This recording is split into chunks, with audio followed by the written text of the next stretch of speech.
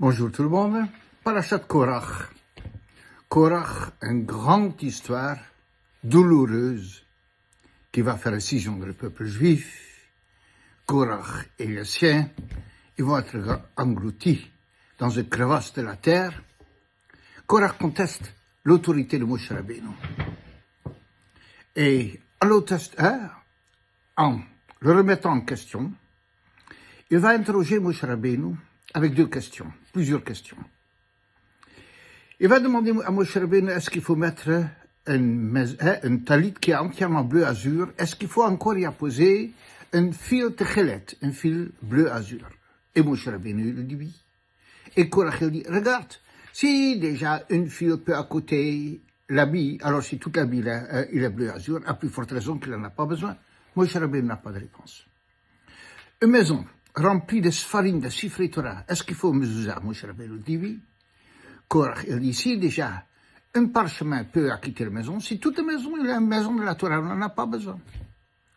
Et Moshe Rabbeinu dit oui, et il n'a pas de réponse à donner à Korach, autrement que de dire, c'est comme ça que j'ai appris. Nos Chachamim prêtent à Korach une intelligence supérieure. Supérieure probablement, mais à Moshe Rabbeinu.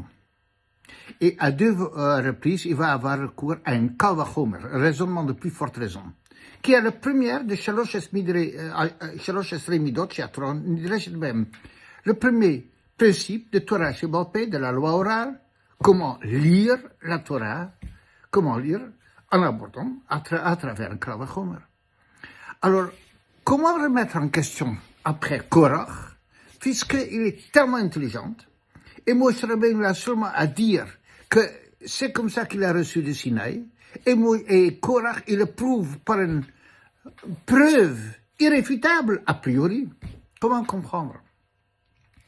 Rachid dit quelque chose, qu'en général, on ne fait pas très attention. Je ne vais pas entrer dans toutes les problématiques de Korach, mais juste un détail que Rachid, il relève, que ça vient du Midrash, et qui est très important. Quand Moshe Rabbeinu dit, à deux réponses oui, qu'il faut, alors Miyat Korach, Miyat Hitril le Ranen. Aussitôt, il s'est mis à moquer de Moshe Rabbeinu, en disant au peuple, c'est ça votre chef. C'est votre chef. Il n'est pas suffisamment intelligent.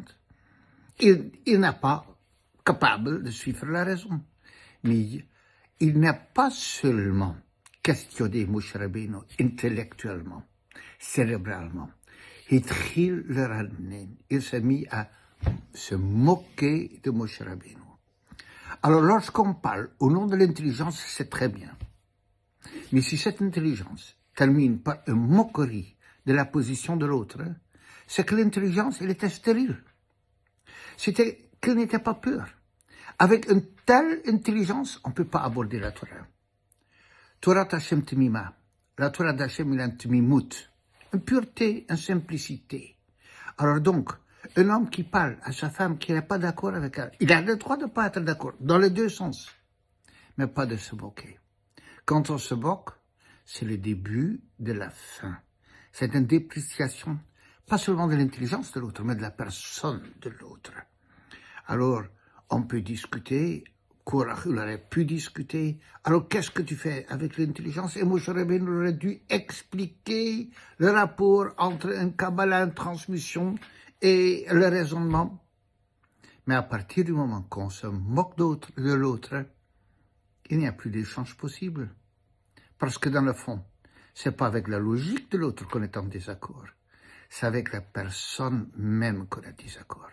Eh bien, c'est à ça que nous devons retenir de cette histoire de Korach.